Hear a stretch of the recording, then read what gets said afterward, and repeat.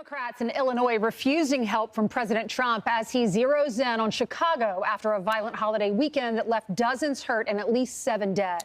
Madeleine Rivera joins us live from Washington with the latest. Good morning, Maddie. Good morning. The president has promised the administration will act quickly if Illinois Governor J.B. Pritzker does not, quote, straighten things out in Chicago. We will see what he does next then after NBC Chicago reports 54 people were shot and 7 people were killed in the Windy City over Labor Day weekend. Still, Pritzker maintains there is no need for the National Guard because he says there is no emergency in Chicago. He's suggesting the president isn't even focused on crime but on something else entirely. The other aims are that he'd like to stop the elections in 2026 or, frankly, take control of those elections. The playbook is the same. It's thwart the media. It's create mayhem that requires military interdiction. These are things that happen throughout history, and Donald Trump is just following that playbook. Pritzker adds troops cannot legally work to enforce the law in Chicago, so Chicago's Mayor Brandon Johnson has an executive order limiting how much the city's police department can work with troops and federal immigration agents. The order states that Chicago police can continue to enforce state and local laws, but it will not work with the National Guard or federal agents on patrols, arrests, and immigration enforcement. Here's Johnson taking to the streets on Monday. We're going to defend our democracy in the city of Chicago. We're going to protect the humanity of every single person in the city of Chicago. No troops in Chicago. No troops in Chicago. The president is set to give an announcement today at 2 p.m. local time. We will see if he has anything more to say regarding his threats to step in Chicago. Lawrence Ainsley and Griff. All right, Maddie. Thanks, Thank you very much. So I guess, Ainsley, Griff, the big question is, if you don't want the federal troops in, if you don't want the federal agents in to help you, then who's going to stop the bloodbath that are happening in all of these liberal cities? And it has nothing to do with elections. This has to do with the dignity of these children. How many times, Ainsley, did I travel around the country with Sean, going interviewing families that their kids were just murdered and no politician in the local area did anything about it? This is all about common sense, right? You would think that you would want to clean up your city if after a Labor Day weekend, 54 people are shot. 7 people will never come home to their families again because they lost their lives. And there was a Chicago businessman, he also ran for mayor, Willie Wilson, and he said violence has been going on for so long that Democratic Party has failed the citizens of Chicago and the state of Illinois, and he supports Donald Trump's crime crackdown. And he said, I support him 1,000%. The mayor and the governor have a lot of security around them, but what about the security around the people? Well, because cracking down on crime, excuse me, is a common sense issue. And Lawrence, to your point, you've spoken to the grieving families of victims in Chicago, 57 shot over the weekend, but more than 250, I believe it's over 260 now, have been killed this year. So tell the families of those killed in Chicago that it's not needed. Jeanine Pirro, the U.S. Attorney for D.C., who has had remarkable success cracking down, more than 1,500 arrests over the last 3 weeks, was talking about crime in other cities. Listen here. President Obama to come out and make a comment on Chicago, a city that is his city, that has been one of the most violent cities in America, that has shootings and killings frequently since I can remember. Every weekend there's shootings in Chicago. What are they doing about it? What they're doing is they're turning to politics and they're turning to anything anti-Trump. You speak to any of the crime victims that I speak to, any of the parents of murdered kids and teenagers, then you'll get a sense of how disappointed people are in these leaders who'd rather play politics. And when Muriel Bowser, the Democrat mayor of D.C., can say violent crime is down by 50% because of this surge, you want to criticize that? You want to say they don't deserve to come in and protect our people? We want our people to be victims of violent crime and we don't care about it? Shame on them.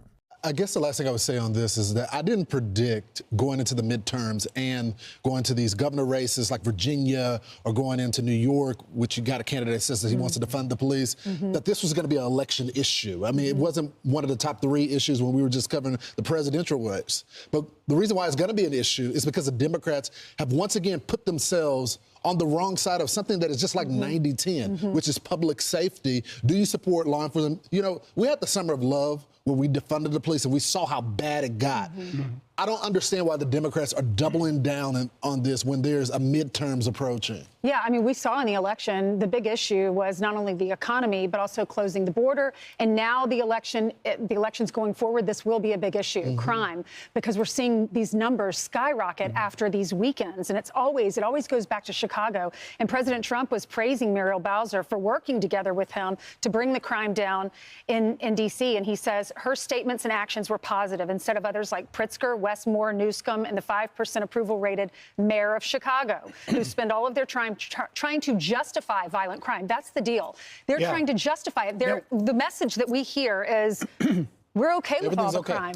You're 100% right. I mean, Democrats are very much on the wrong side of so many issues, not just crime. And let's be clear, they're not ultimately, I would think, deep in their hearts, supporting crime, but yet it's Trump who is getting credit for cracking down. So at the end of the day, they want to resist Trump. But it is this doubling down on crime, doubling down on protecting illegal criminal aliens that is becoming such a problem for Democrats, particularly like in Virginia. Abigail Spanberger, a moderate Democrat who is a little bit ahead in the lead, but she's going to have to confront those issues. You've got in New Jersey, the race there, very close. Mikey Sherrill, a moderate who's going to have trouble defending these issues. So at least 56 people were shot in Chicago over Labor Day weekend, with 8 victims dying. The president calling out Democrat lawmakers trying to, quote, justify violent crime instead of working with the administration to eliminate it. Meanwhile, Chicago's mayor and Illinois governor continue to stand against any plans of sending in the National Guard. Watch. No federal troops in the city of Chicago. No militarized force in the city of Chicago. We're going to defend our democracy in the city of Chicago. We're going to protect the humanity of every single person in the city of Chicago. We hope that they don't send any troops along with ICE.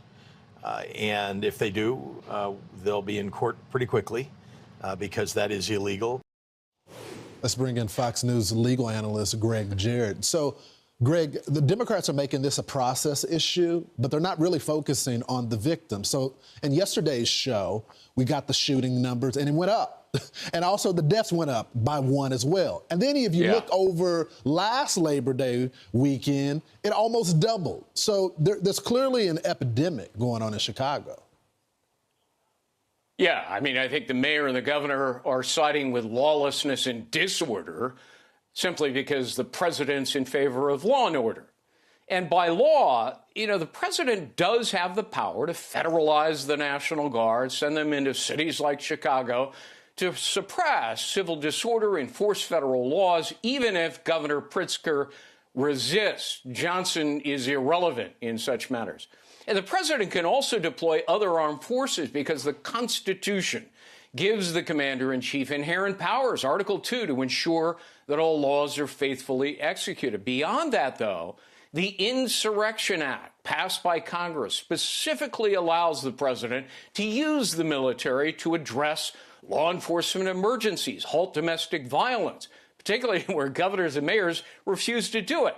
Trump did it in Los Angeles. The Ninth Circuit Court of Appeals, a liberal-leaning court, upheld his decision as completely lawful, and of course it quelled the violence. So, you know, that doesn't mean Pritzker isn't going to sprint to the nearest court to get an injunction. He'll do it. But the law is squarely on the president's side on this, Lawrence. The progressives here continue to talk about the numbers, and they celebrate them. The numbers were so high before that they celebrate some decreases. So this is what we're seeing. Murders is down by 49%. It's down by 49%, but we just had 8 people die over the weekend. Robbery is down 10%. Burglary is up 8%. Felony theft is up 46%, misdemeanor theft, 60%, motor vehicle theft, 78%. And many of them are juveniles. So they celebrate these numbers. But if there were 8 people that died over the weekend, what were the numbers before then?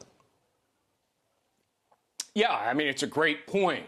You know, look, Pritzker and Johnson should really follow the lead, the template of Muriel Bowser, the mayor of Washington, D.C., who is now cooperating because she saw the dramatic drop in crime in Washington, D.C. And in fact, she held a news conference and celebrated. She praised the infusion of law enforcement to help. And of course, the happiest people weren't just the innocent victims of crime, but law enforcement that desperately needed the help. Pritzker and Johnson should try to pay attention. Yeah. I want to get your comments on another story when we talk about the lawfare as well as the courts. And this is the federal appeals court that struck down President Trump's tariffs, arguing that it goes too far in its use of emergency powers. The question is, where is the Supreme Court going to fall on this? Because I can predict that it's going to make its way there, right? Yeah, absolutely, Lawrence. The appellate court vacated the injunction, so that stops.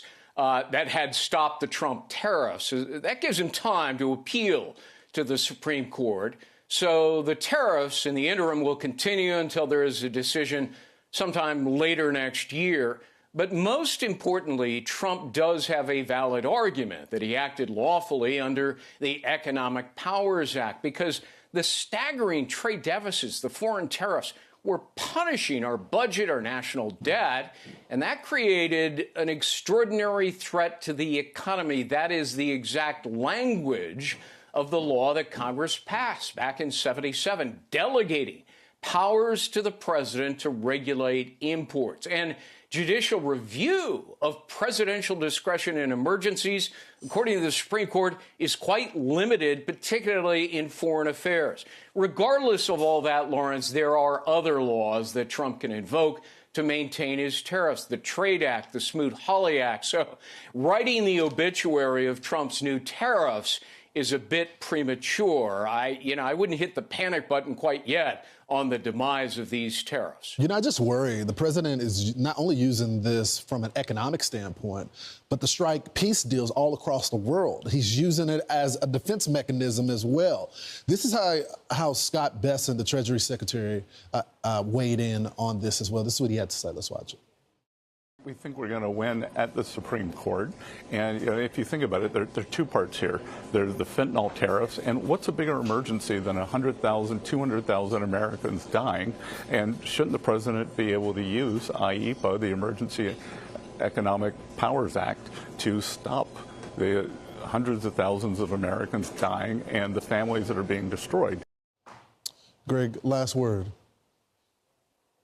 Yeah, he's 100% correct.